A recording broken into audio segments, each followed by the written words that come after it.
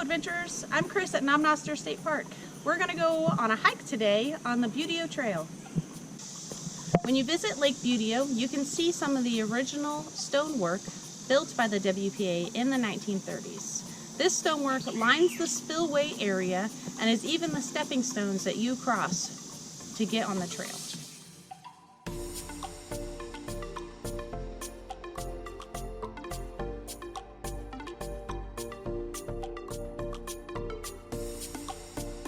Along our trails, you'll see trail markers or blazes. This trail has two different blazes on it, which signifies that it's actually two trails. There are also other markers which indicate that sections of the trail are not actually a trail. This section is for a fire line for our prescribed burns. This lake has a family of beavers that live in it. Over my shoulder is their lodge. Beavers build both a lodge and a dam. The lodge is where they live, so it's like their home with their bedrooms and their living room and their food cache. And the dams are where they actually block water and create new habitat. Beavers have two different kinds of feet. Their hind feet are webbed, which are best used for swimming. And their front feet are like little hands with nails that are like shovels. So they use these hands better for building and digging. They also have a couple of different kinds of fur. If you look on the pelt here, there's some prickly fur that kind of sticks up. This is a fur that lets them sense things in the water. And they have an under fur that insulates them, so in the wintertime they can stay nice and warm. Their tails are pretty unique and iconic for the beaver. They use them a lot for when they're swimming in the water. They can use them as a rudder and can change direction very quickly. They also use them as a brace for when they're pushing down trees. A lot of people think they slap them to put mud down on their buildings, but they don't actually do that.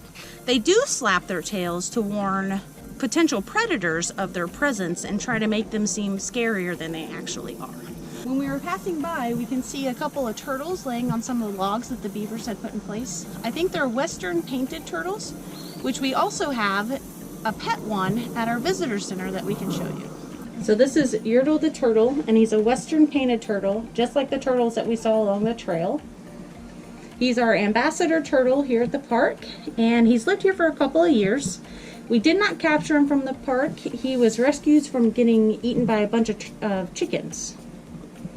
So he hangs out here with us, and he helps to teach kids about turtles. His favorite treat are shrimp.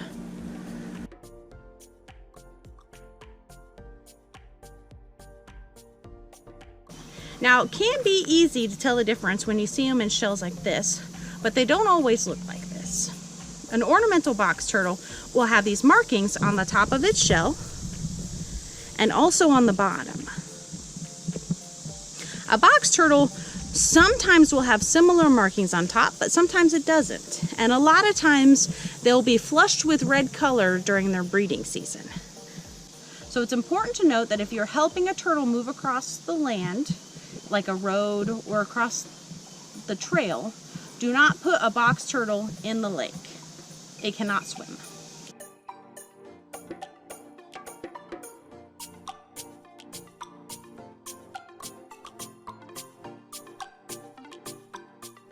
One good plant that's easy to identify and important for you to know is poison ivy. There's a big one right here. This plant right here that I'm pointing to with the stick is poison ivy. Now this plant has oils on it that will create a rash on your skin that's very itchy and uncomfortable, and some people have a very, very allergic reaction to. The poison ivy leaves, as you can see, are 3 leaves, and the bottom ones have mittens. So you can see there's a little part sticking out on the side here. Those are what we call the mittens. You'll find a lot of different foraging edibles in our park as you're walking around on the trails. This is blackberry. Now blackberries are usually ready from about July 4th and into middle of August. So you get about a month of them. They start out as a red berry and then turn black.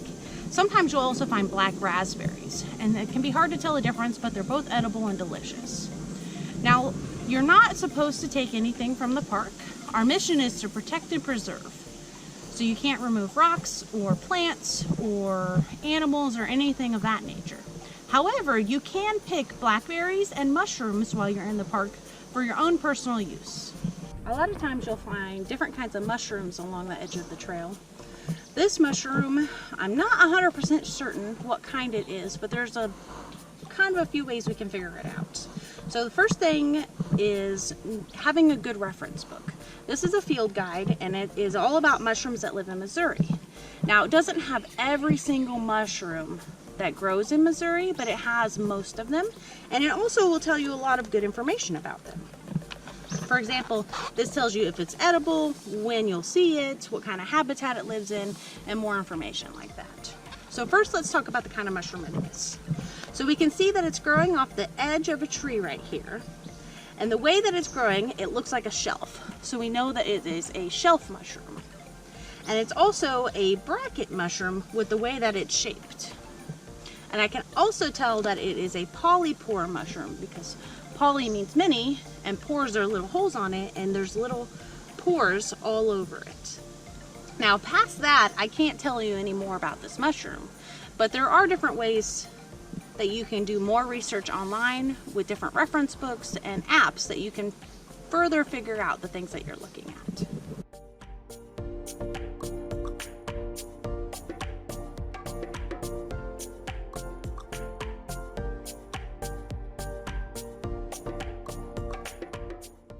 A lot of times you'll see different kinds of flowers along a trail. All year long, different flowers bloom. This time of year, it's a little bit difficult for woodland flowers to bloom because it's so hot, but there's still some out. This is a type of sunflower in the Asteraceae family, or the daisy family. Now, I can't tell you past what kind of sunflower it is, but it's definitely prolific out here, which means there's a lot of them. Now, to figure out what kind of flower it is, you also need to start with a guide. There are different kinds of guides out there. The one that I have starts by the color of the flower and then the time of year that it blooms.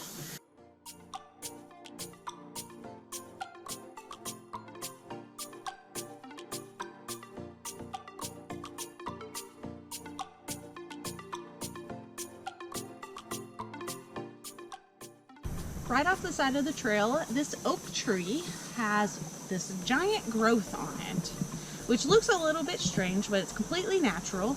This growth is called a burl. Now, burls are usually sought after by woodworkers. They create a really unique kind of pattern in the wood, and they happen as a reaction to some kind of damage done to the tree. So something happened to this tree at some point that it said, I need to make a scab. And it has grown this burl over the section where it was injured. Now, each year this burl keeps growing, and I've seen it, it's about doubled in size since the first time I've seen it. This trail features some unique trees in the area. I'm standing next to a white pine, which is kind of unique for this kind of habitat. These pines like to grow in wet areas, and they get pretty big, as you can see me standing next to it. They also have pine cones and will shed their needles.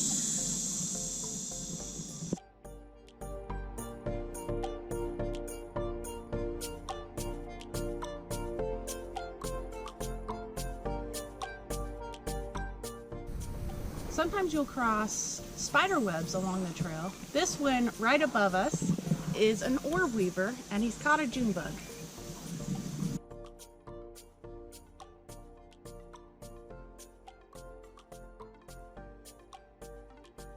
I'm standing next to a big patch of cattails right here, which are a really cool kind of aquatic plant. As you can see, they grow very tall, and about this time of year are setting out their flowers. So this is cattail. One really cool thing about them is that Native Americans used to use the fluff from the cattail to stuff blankets and pillows and beds with, because it's nice and soft and fluffy. Thanks for hiking with me today. Remember that you can always come out to Knob Noster State Park to explore or explore around your own home.